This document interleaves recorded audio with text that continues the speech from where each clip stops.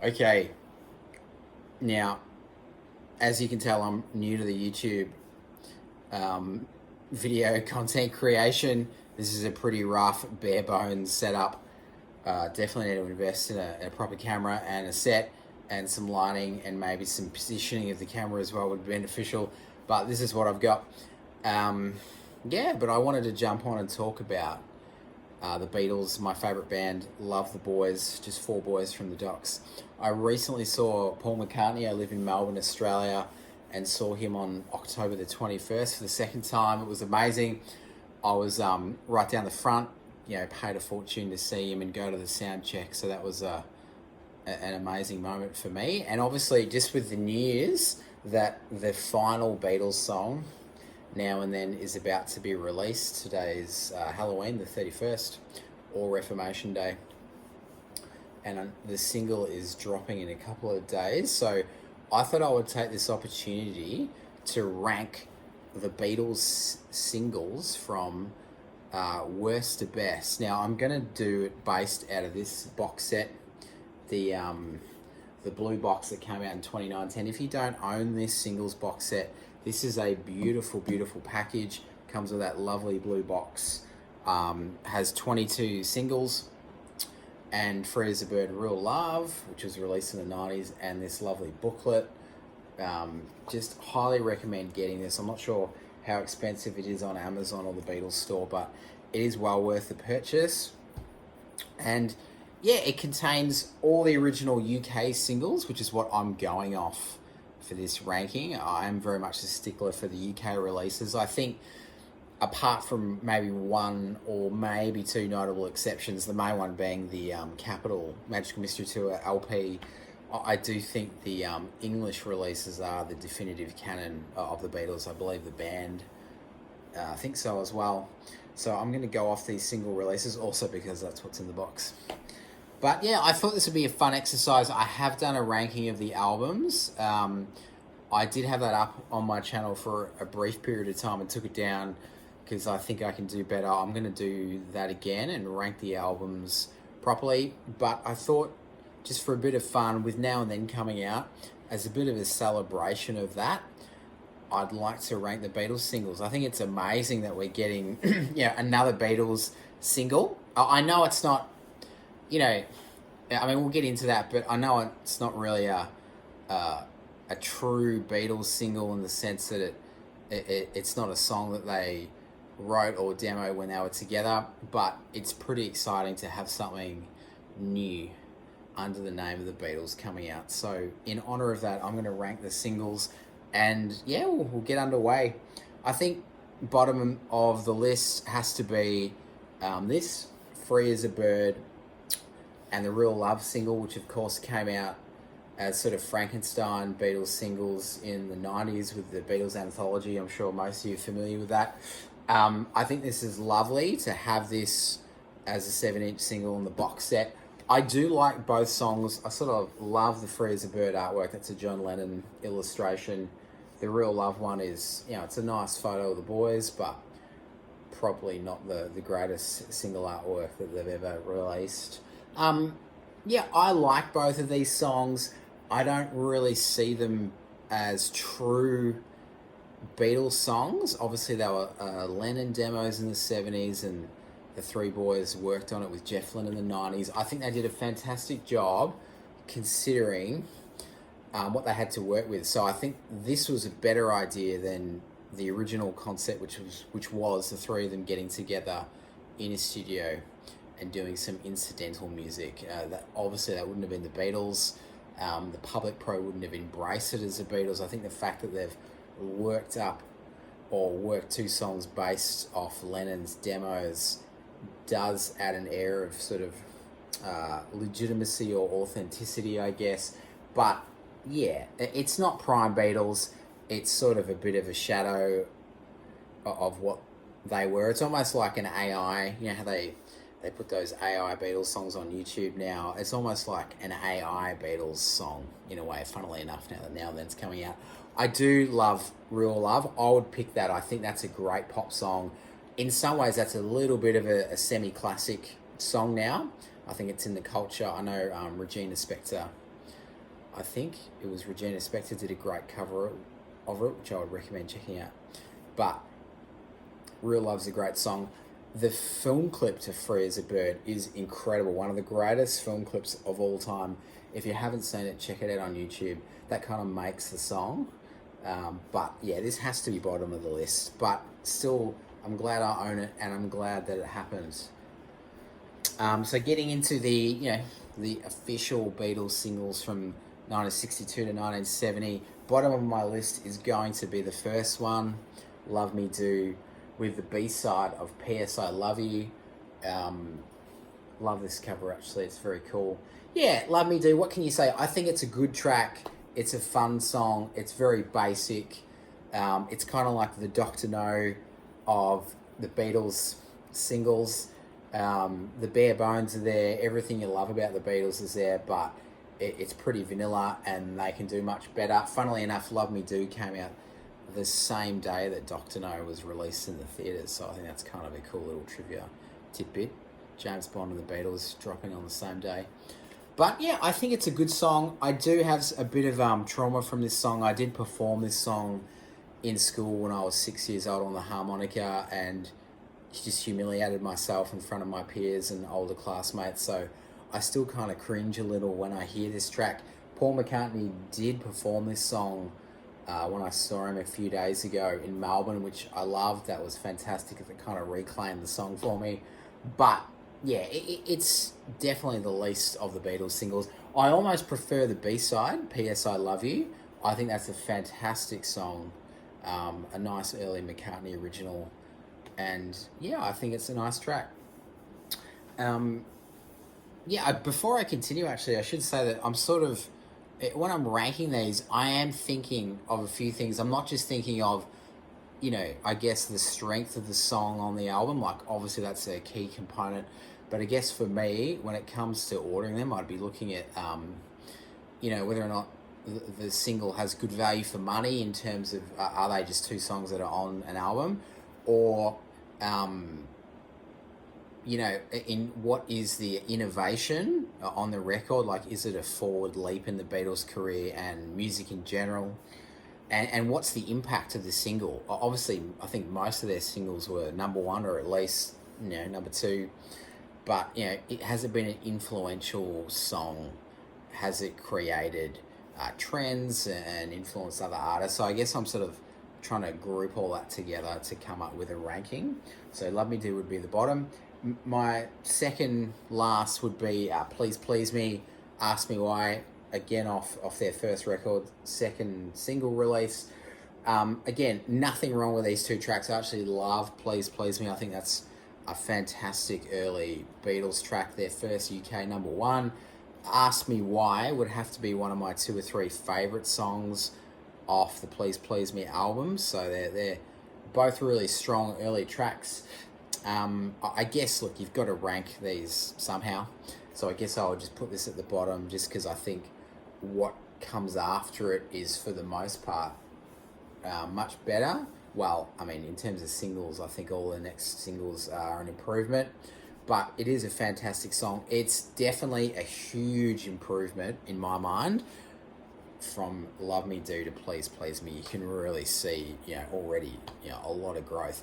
And I think Ask Me Why, again, is a really strong backing track for the single. So, big soft spot. I love this sort of cover. The artwork on these is fascinating. I just love this sort of early Beatles photography. It's great. Definitely a moment in time for the boys. They were going to change a lot in their image, but that is a great shot. That would be Please Please Me. Next on the list would be This Bad Boy from 1969, the Ballad of John and Yoko, backed with Old Brown Shoe, the George Harrison track.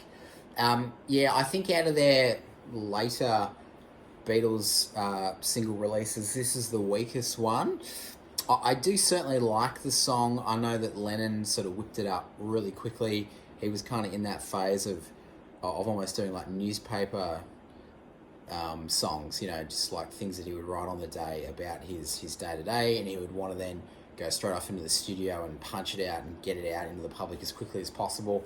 I think this song is a really good example of that. It's obviously a bit of a commentary and a satire or a satirical look at his life with Yoko, and sort of a pretty savvy commentary on the media and how they were perceiving him and his wife. So I really like the song. I don't think it's their strongest single release or song from that era. I think it would have fit very nicely on the Abbey Road album, and I may have liked to have seen it on the Abbey Road album just to have an additional Lennon song on there. I think it would have flowed well in the first half of that record. But it's a good song. I just don't think it's as strong as their other later Beatles singles. The B-side, Old Brown Shoe, I have to admit, it is a Beatles song that I don't listen to a huge amount. I sort of forget about that almost, particularly when it comes to their later material. So whenever I hear it, it is nice. Like, it's certainly a Beatles track that is not in my regular rotation. I think it's a really good song. It's a nice Harrison track. I think he was making better material at this stage of his career in the Beatles, so I think it's a good pick for a B-side. I don't think it was worthy of album inclusion, but it's good. It's an interesting single, and yeah, it's sort of lower on the list for me though. Next, we'd be going back to 1963 for the Beatles' third single release, and this is From Me to You, backed with Thank You Girl. Again, a lot of these early ones, it's pretty hard for me sometimes to split between the A and the B side in terms of which one I prefer. I think From Me to You is a wonderful track. Again, just showing that progression. They really were developing from single to single, and you can really see that. Love that middle eight section of the song. Thank You Girl, again, is a great song. I think that probably would have been most bands' A-sides at the time. That's a really strong song. Probably could have been a number one hit in its own right. I guess if they were a more modern band, you'd probably put both of these songs on an album release, like Please Please Me or with the Beatles. I think the inclusion of both of these tracks on either of those albums makes them stronger albums. So, this is a great single release. Love this cover. Just 4 boys. But yeah, From Me to You, what can be said? It's a short, sharp, 2-minute, punchy, catchy song. Paul McCartney did perform From Me to You when I saw him in the soundcheck, so that was a bit of a buzz to hear him do such an early release. But yeah, I think it's a good track. Just, again, better things to come. Like, I love hearing the songs from this era, but there's more stuff coming, or I probably, when I look back on the early Beatles period and listen to those early releases, there are probably, some of the album tracks that I probably prefer, but I do like From Me to You a lot. Next, we're venturing into the later part of the 60s. I'm going to go Lady Madonna, backed with another Harrison song as the B-side, which is The Inner Light. I probably would rank this down lower, probably more because of The Inner Light. Again, I think it's a good song. It's very much, maybe with the exception of Within You and Without You, it's probably the most Indian influenced song that Harrison made in his Beatles period. I like it. I don't think it's his strongest song. It's probably, I mean, I love all the Beatles songs, so I think it's a great track, but it's probably one of my least favourite in terms of, wanting to listen to it. But yeah, it's interesting. And the single Lady Madonna, again, I think it's a fantastic track. It's a great song, a worthy number one. It's a classic. It's McCartney sort of really in his peak songwriting period, I think, in his entire career. But again, if you look at some of the singles that the Beatles were releasing at the time, or some of the tracks they were doing, I probably wouldn't put it up there with the top songs that came out in 1968. But it's a fantastic song and a worthy number one. I sort of love this cover. I believe this is the Japanese release. It's a great cover. It's 67 era Beatles, but I love the colours on this and the font, and it's got a nice little gatefold, which you probably can't read. But yeah, Lady Madonna. Next, I have Can't Buy Me Love. Classic song from a classic album. This is their peak Fab Four, Beatlemania fame, Mop Top era. This song is a classic example of that and why they were so popular. It's a great McCartney song. I love the the cleverness of the lyric in that sort of boy girl genre that they were doing at the time. It's fantastic. I almost like. I like when they would play it live. If you've ever seen the Beatles perform this live in sort of the '64 period, the guitars are very spiky and punchy, and it really gives it that strong sort of rock and roll flavour that's probably missing a little bit on the actual official recording. But what can you say? It's a minor gripe. It's an awesome song, one of McCartney's best from this period, and the B-side, you can't do that. I probably like equally as much. I love that song. It's a great Lennon track. Again, I sort of marked this one down the list, not because of the quality of the two songs, but just because when it comes to a single release, the B-side is on the album. It's not a unique song that was only assigned to this single release, so I probably mark it down a little bit for that. But in terms of two tracks, it's a fantastic song, or fantastic songs, I should say. And Can't Buy Me Love is a brilliant single. I love that scene in the Hard Day's Night film where this song plays and they're just sort of stuffing around in the park, and Lester, the director, is filming them from that sort of helicopter shot, and you can tell they're in a chopper because the camera's shaking all over the place, but it still sort of adds to the excitement and sort of chaos that was Beatlemania, and this song just blaring out over the soundtrack. Just cinematic genius. I love it. That is Can't Buy Me Love.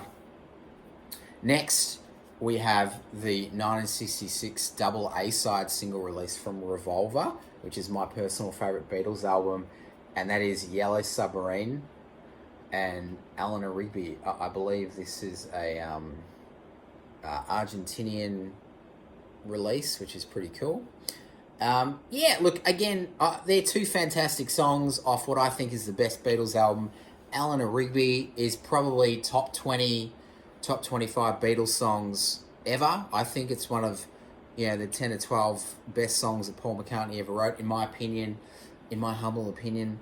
Yellow Submarine, I think, is almost underrated, given that people seem to dismiss it as this, child nursery rhyme style song, which of course it is, but I think it's kind of genius. Maybe if Ringo hadn't have sung it, it may get a bit more, it might be taken a little more seriously, but his voice, I think, lends to the song perfectly. I think it's a great song. It's imaginative, it's psychedelic, it's got an amazing chorus. Yeah, it's fantastic. And the Lennon demo that came out in the Revolver box set, for me, just kind of further instilled it as a classic. That was like a haunting demo, which really added a different context to the song, and also smashed the notion that it was purely a McCartney track. Like, I think we can say that Lennon originated the melody and the idea of, not the idea of the song, but at least the melody and the original structure, and then McCartney brought in the submarine idea. But I would classify this as a co-write through and through. I'm marking it down because both of these songs, again, are on Revolver. So from that aspect, it's not a super exciting release.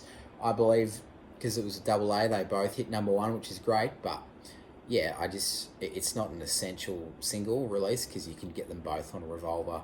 But amazing songs, particularly Eleanor Rigby, which is just a masterpiece of a track. I'm just going to take a sip of tea. Yeah. So next on the list is the Beatles' second last single release, or their last release, I believe, in the UK. I stand corrected. So this is a Let It Be, backed with the insane B-side that is You Know My Name, Look Up the Number, which is a song that has grown so much in stature in my mind. When I was younger, I hated You Know My Name, Look Up the Number. Now I love it. I think it's so quirky and fun, and it really lends to repeat listens. It's probably a Beatles song that, I never really listened to much. So now that, I'm into it. I can appreciate it, and it brings, I guess, something new every time I listen to it. Whereas most Beatles songs I know front to back. Yeah, a crazy song, originated in the Pepper sessions, and Lennon and McCartney sort of finished it off around this era, just to probably add a bit of a bit of fun and camaraderie back into their recording sessions. But it's fantastic. Brian Wilson's on it, and saxophone, which is quite cool. But yeah, an insane song. And then, the A side, Let It Be. What can be said? It's a classic. It's one of the greatest pop songs of all time. I've probably heard it so many times that it is a little bit, ho hum in terms of, I guess, my enjoyment of it. But it's an amazing song. It's one of Paul's best. He was on fire during this stage of his career. The Get Back documentary shows that he really was a dominant force here in the band, and songs like this are why he was. This is a classic, not much to be said. I really like the cover, actually. It's nice. The imagery and the photography from these sessions is amazing. So it's a great cover. And yeah, I mark it up just for an insane B-side. Like, you have Let It Be, which is like your classic anthemic pop song, and then you've got this crazy comedy number as the B-side. So I think it's a pretty cool combo. So I really love that release. Next is going to be this bad boy from 1967, and this is Hello Goodbye, backed with I'm the Walrus. Love both of these songs. I would say that I'm the Walrus is the better song. I think it's more original, more inventive. It holds up to repeat listens. It's crazy, and one of the best Beatles songs, period. One of my favourites, and one of Lennon's masterpieces.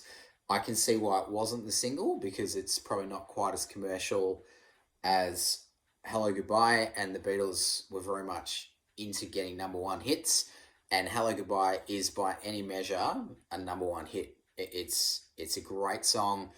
I know Lennon was a little critical of it, apart from the ending, which has that sort of madcap Hawaii style ending, which is fantastic. But yeah, I love Hello Goodbye. I think it's a great song. Obviously, it's pretty basic in its lyrical content and maybe structure, but it does create a bit of melancholy about it as well, I think. I guess if you wanted to go deep, it's sort of about miscommunication and people misunderstanding relationships, or people within relationships. So we're reveling in that McCartney subtext. But yeah, I really love the song. I'd mark it down a little bit again, because these are both available on Magical Mystery Tour, and at the time in England they were available. Well, I'm the Walrus was available on the Magical Mystery Tour EP, so you're really only paying for the A side. But I think it's a fantastic release and a really strong single release from what was a creative peak for the boys. So that is that one. Cool cover too. I love the imagery from 66, 67, that Pepper Magical Mystery Tour period. Just great shots of the band. Just some fantastic psychedelic stuff. Amazing clothes. They look more mature, and they look more, I guess they look a bit more like, serious artists. But yeah, just love a lot of the imagery from that period. Next, and we're getting into like the heavy hitters here. We're getting there. This is A Hard Day's Night, backed with Things We Said Today. Love that cover, still from the film. Hard Day's Night, one of Lennon's best Beatles songs, one of the best early Beatles songs, one of the best pop songs of all time. Love it. Right from the opening, famous guitar chords to the outro on Harrison's Rickenbacker, that 12-string, which he got so much out of. Just magic, Georgie boy. But yeah, a fantastic song. Really re-listenable. Just, you can play it over and over. It never gets old. Love it. Fantastic film. Their best early Beatles album, I would say, is A Hard Day's Night, and this is probably the strongest song on the album. So I can't sing its praises enough. Things We Said Today, I think, is a fantastic McCartney song. He only had 3 songs on the Hard Day's Night album, but all 3 of them, including Can't Buy Me Love, which we talked about before, and then the other one is And I Love Her, I believe. But they're all McCartney classics. Love them all. They're super, super strong. And that is a fantastic B-side. Again, I'm marking it down a little because, yeah, they're both present on the album, but, you know, it's a really, really strong release. So, all the time in the world for that bad boy. This one, Something and Come Together off Abbey Road, a double A side. Both songs hit number one because of that. It's the back is a bit of the Abbey Road cover. And then the front just has Lennon. I would say, you know, not a great album, not a great single cover, let's be honest. I would say that Come Together might be my favourite Beatles song of all time. Probably my most listened to Beatles song, one of Lennon's best. I love it to bits. Something is, I think, George Harrison's second best Beatles song. My personal favourite being While My Guitar Gently Weeps, but it's a classic. You couldn't get two more classic songs than Something and Come Together. So purely as a double A side, got to be one of the greatest single releases of all time. Again, I've just put it here because I look at both of these tracks. So the first two songs off Abbey Road, the Beatles were very much about giving value for money in their single releases. So I know that the policy up until this point was that if the album had come out, then there would be no singles issued off that album. They would do a new single or a new song or a new B-side that wasn't related to the previous release, which is why, in part, why they were so incredible and so prolific is that they had this really, really strong work ethic and wanted to give their audience real strong value for money, which they basically did every single time. I think this is a really strong double A, but, it's kind of pointless if you already own Abbey Road. But what an incredible release. Just two of the best songs of all time. So, yeah, I'm putting that there just based on that. Next, and this is sort of getting into what I was talking about before when it comes to getting a couple of songs that you couldn't get on another release. I'm going to go for this one from 1964. This is I Feel Fine, backed with a strong B-side, She's a Woman. McCartney played this in Melbourne the other night, which I just loved because I don't think he's played that in about 20 years. And it's like a bit of a, it's a famous Beatles song, but it's also a bit of a deep cut. Love both of these tracks. I think they're both really strong. You could argue that She's a Woman could be the A side and I Feel Fine could be the B.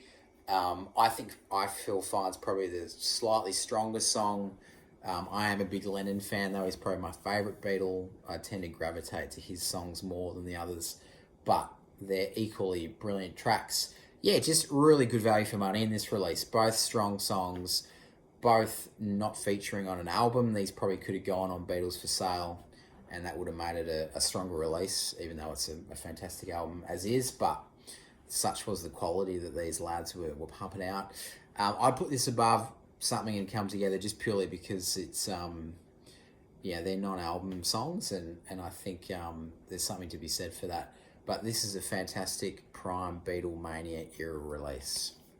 Funny cover, that one. I'm not sure how I feel about that, but yeah, fantastic. All right, we're getting close. It would be amazing to have a band of today release songs like this, like to put out 12 to 13 albums in the space of about 7.5, 8 years, and also release all these singles and B-sides, a lot of which don't feature on an album, with a couple of extra EPs thrown in, is just insane. Like, it's amazing how much they put out and how much quality is in these releases. So it really is mind-blowing. I just couldn't see a band today or an artist ever replicating that. It's just wouldn't happen. So it is astonishing to me to go through this even now and just think about the music that these guys put out, even just on their singles.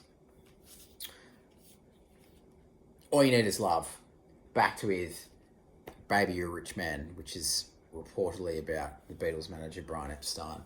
Also features in The Social Network, quality film. Yeah, this is a great release. Love the back cover here with the Beatles medals or Beatles coins. Loving Ringo's hair in that shot. He looks like an absolute lad. Great clothing, Ringo.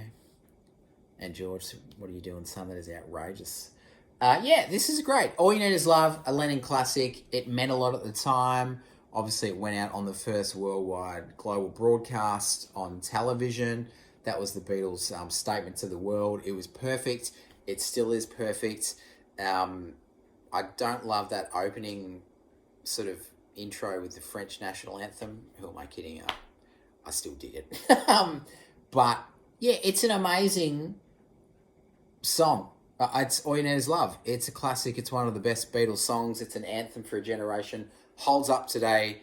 That song will work at any given time in history because it's got this universal, timeless theme to it, and it's a great melody. I love it. It's moving, and yeah, it's a fantastic release. Recorded during a live world television transmission. There you go. That's pretty cool. They have that on the back. Baby You're a Rich Man. Yeah, this wasn't featured in England on the Magical Mystery Tour EP. You can get it on the American LP of Magical Mystery Tour, which is basically canon. But for the time, these were two songs you couldn't get anywhere else. Really strong release. Baby You're a Rich Man. I love that song. It's catchy. It's got that summer love psychedelic feel. It's surreal in some of its lyrics, and it's got a monster chorus. I think it's mainly a Lennon track, but yeah, this is a super impressive release, and it ranks highly on my list. Next, from 1969, the initial release from the Get Back sessions is, of course, the track Get Back, backed with Lennon's Don't Let Me Down. Yeah, as a single release, I think this is one of their strongest. Get Back is an amazing song. I think that grows better and grows more in stature and reputation every year. The Get Back documentary obviously went a long way to do that. I love Get Back. It's one of McCartney's best. It's something I could listen to probably just about every day. It's just a classic track. Don't Let Me Down, though, I almost would take Don't Let Me Down as the better track. I think, yeah, there's just something about Lennon's songs I probably naturally gravitate to, but I think Don't Let Me Down is definitely one of the 4 or 5 strongest B-sides that the Beatles ever released.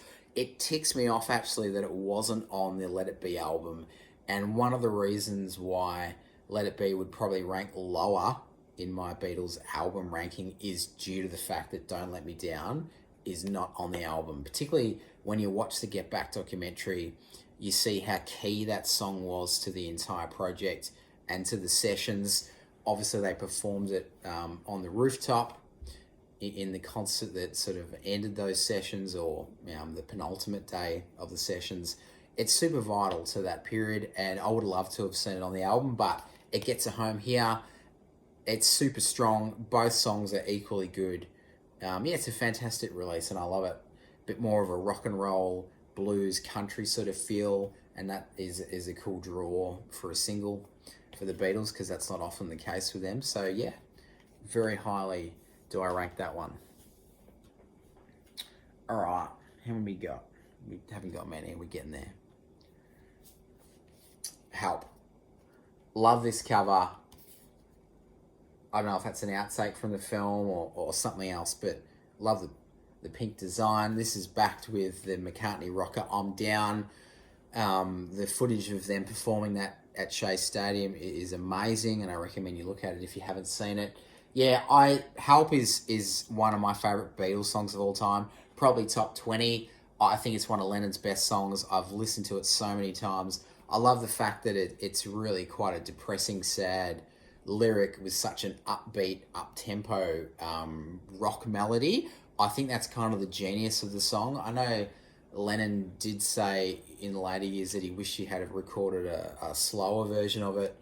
And, I do get that probably would have suited the lyrics better, but I think the fact that it's just a really hard rocking song furthers the power of those sort of melancholy downbeat lyrics. So Help, I can't say enough about Help. I love it. It's just one of the best Beatles songs. I'm Down is awesome.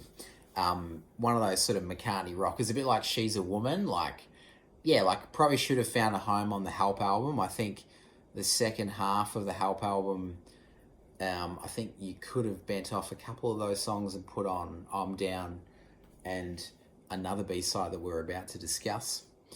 But yeah, it's a great song. Love I'm Down. And yeah, it's a really strong single release. Okay. Next, from the same album, the same era, I'm going to go Ticket to Ride, backed with Yes It Is, which is another great Lennon song. A little similar to This Boy, I think, in terms of its structure. And I think that's probably why Lennon dismissed it. I think he thought of it as like a poor man's This Boy. But I really love that song. I think it's a great B-side. I think the chorus is awesome, particularly that sort of Lennon double-tracked vocal. That's just like prime Lennon double-tracking. It's so tasty. It's a tasty thing. But I think that probably could have found a home on the second half of the Help album as well. Along with I'm Down, you could have bent off a couple of those covers and it would have been even better than it already is. I love the Help album. I think it's a masterpiece, but I think it would have been nice. But, you know, this is the era and you need a good B-side for your single, and they have one with Yes It Is. Ticket to Ride, again, just one of my favourite Beatles songs, another Lennon classic, hard rocking song for the time. It's just amazing. It just sounds amazing. Everything about the singles off the Help album are just amazing. I love this era of the Beatles. Cool cover, very much not from 1965, these photos. I'd say that's 63 era Beatles. But, yeah, a great release. Okay. Next, and we're into, what have we got? We've got the top 6. Los Beatles. This is, for those wondering, I Want to Hold Your Hand, backed with This Boy as the B-side. Wow, what a single release. The song that broke the Beatles in America. It cracked them. They became superstars, icons forever in the States through the release of this song. It's a classic pop song. It's one of the most important singles of all time. Period, not just in the Beatles' career, but it is one of the Beatles' most important moments. It's got a great melody, it's catchy, John and Paul's voices blend together like few other songs. It's just peak Beatlemania, early 60s pop music. It's fantastic. And This Boy might be my favourite Beatles B-side of all time. If I had to rank my favourite Beatles songs, I'd probably put that above I Want to Hold Your Hand in all honesty. Like, I love This Boy. What a track. Like, it's just one of the best Beatles ballads. Lennon's vocal in the middle when he really goes for it is just, like, amazing. It makes the hairs on the back of your neck stand up. But what a strong single. Love this. Neither of these songs feature on an album, so it ranks particularly highly as an individual artistic statement for me in their career. Fantastic. Can't get better. Well, you can, but you know what I mean. All right. Top 5. Top 5. She Loves You. B-side, I'll Get You. What a release. She Loves You. I've sort of put this above... Yeah, I've put this above some of the others just because I think it's probably one of the most important songs they ever did. And I think it's one of the most important pop songs ever released in terms of its cultural impact and significance on a generation and future generations. I know I'm getting a little bit, a bit pretentious there, but I think She Loves You, not only is it a brilliant song, it holds up so well. I could play it over and over. It's got that classic yeah, yeah, yeah refrain. It's just produced impeccably. Like, all of the Beatles stuff is produced amazingly well, aside from the Spectre Let It Be album, in my mind. But it just sounds phenomenal. Martin just really nailed the sound and the production, particularly the vocals and the echo on it as it ends is brilliant. It's a classic. It's hard to split between this and I Want to Hold Your Hand. I think they're both comparative in quality and impact. To be honest, I probably prefer This Boy to I'll Get You. I think I'll Get You is a really fun song, a strong early Beatles release. I probably would have liked to have seen it on one of their first 2 albums. But yeah, again, as an individual artistic statement, this is fantastic value for money. Huge single. Just maybe the most important single they ever released, I think. just in terms of their careers and the impact that the song had. So that's number 5. She Loves You and I'll Get You. Great cover too. Fantastic. Okay, top 4, and these are the big kahunas. Number 4, from 1966, Paperback Writer, A-side, B-side, Rain. Wow. Both songs recorded in the Revolver sessions. They were on fire in my mind. They were at their creative peak. I think Paperback Writer is an amazing track.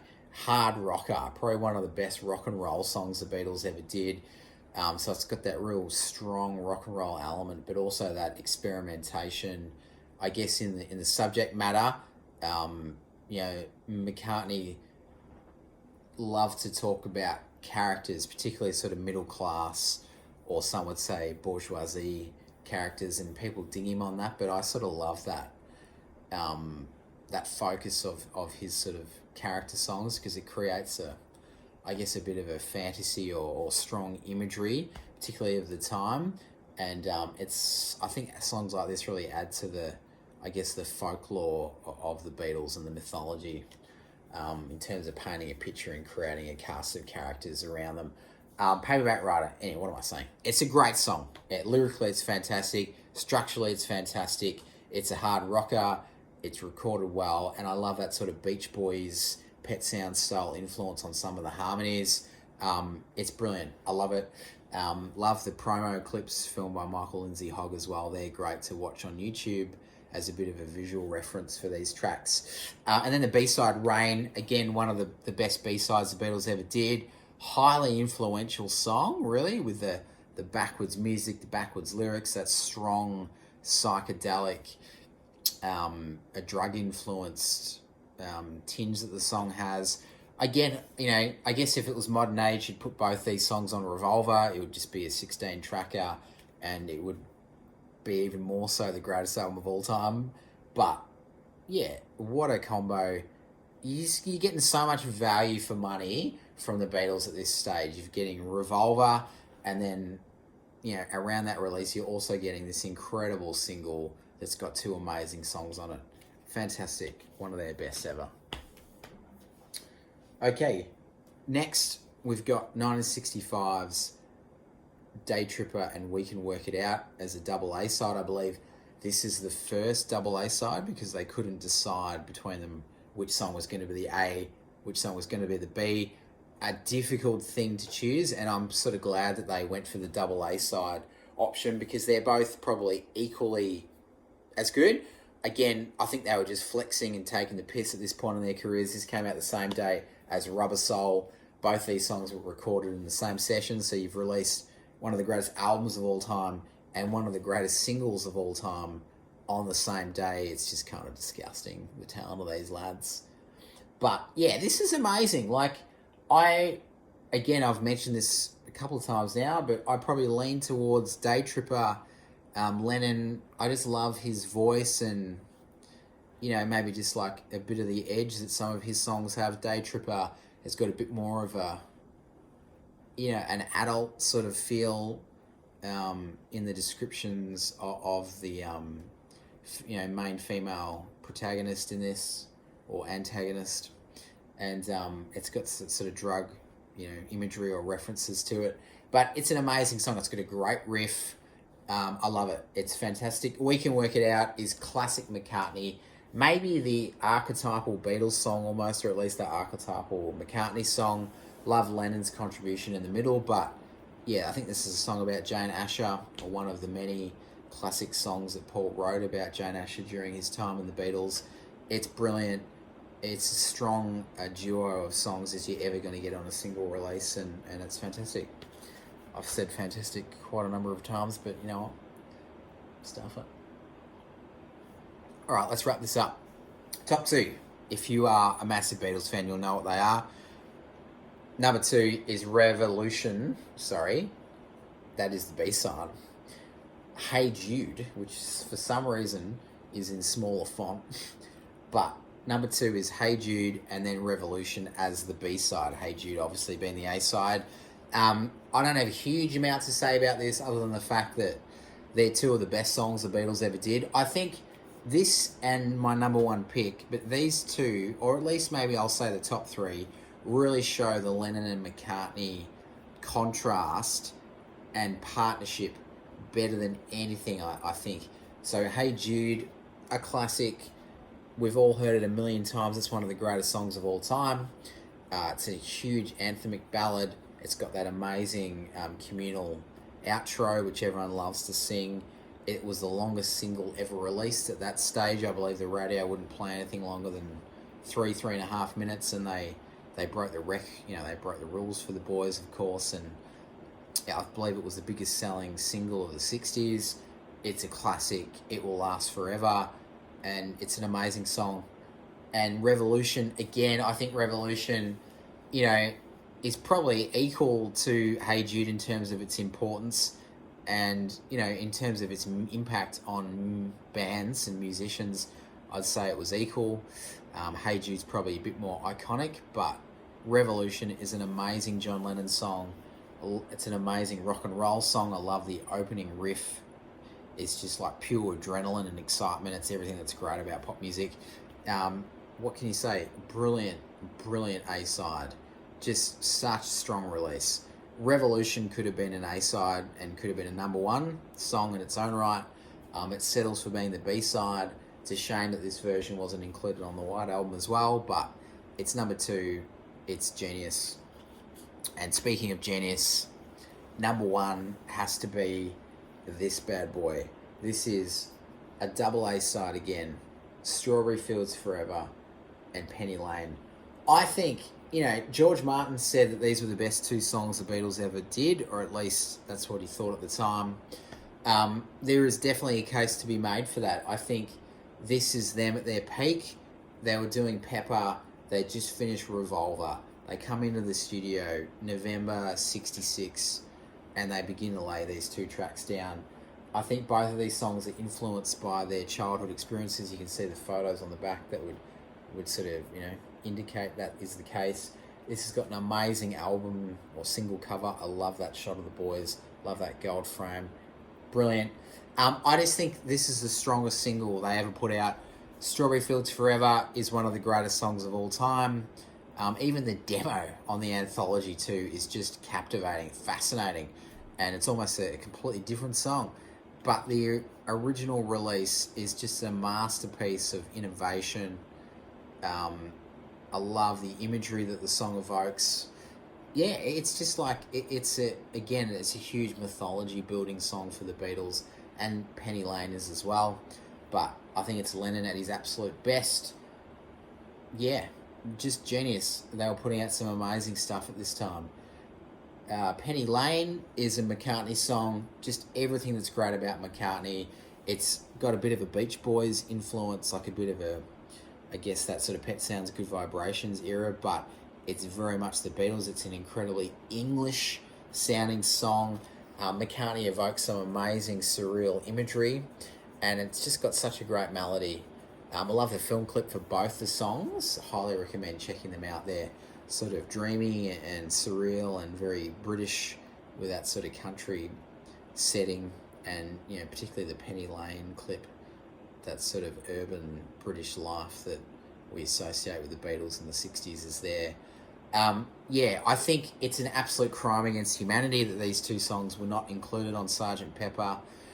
I think that would probably unquestionably be the Beatles' best album ever if these two songs were on it. At the moment, I'd put it at number two, but this is as good as it gets, and I think the greatest single release of all time, period. The Beatles' Strawberry Fields Forever and Penny Lane. That is it for me. I need to learn how to edit videos. But, I guess in closing, thoughts about Now and Then, my expectations, where would I think it'll rank? I'm not really expecting Now and Then to rank in this. I would probably only really compare Now and Then to the Free as a Bird and Real Love release. I'm really hoping that it turns out to be something special. I probably won't ever fully see it as a Beatles song in the way that I don't see Real Love and Free as a Bird as fully, being a part of the Beatles canon. But I think if it is brilliant and they record it really well and it works and Lennon's vocal sounds, as good as I'm hoping it will, then I definitely think it will elevate Free as a Bird and Real Love, and I'll think of those 3 songs as one really nice little package, as sort of a cool footnote or epilogue to the Beatles' career and their singles career. But yeah, I would expect it to rank hopefully better than Free as a Bird and maybe equal to Real Love. I hope the film clip is great. I think for those releases, the film clip really is important. That's sort of what I think of when I think of Free as a Bird, and I think the Real Love film clip is good too. So yeah, I hope we get a good visual to go with this track. But yeah, it's a couple of days away. I'm super excited. It still is a Beatles song in name, so I can't wait.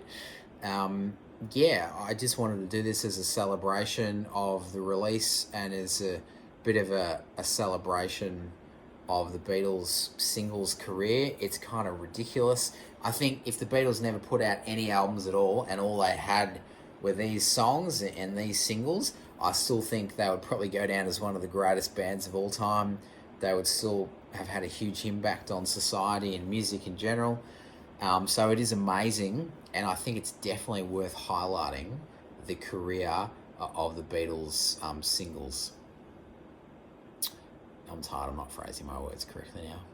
Anyway, if anyone watches this, if you made it this far, congratulations. Thanks for listening to me bang on.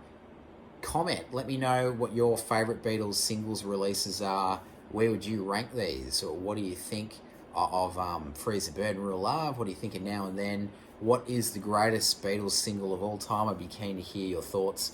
Comment, and hopefully I'll be back with some more content real soon. This is Keith signing off. Take care.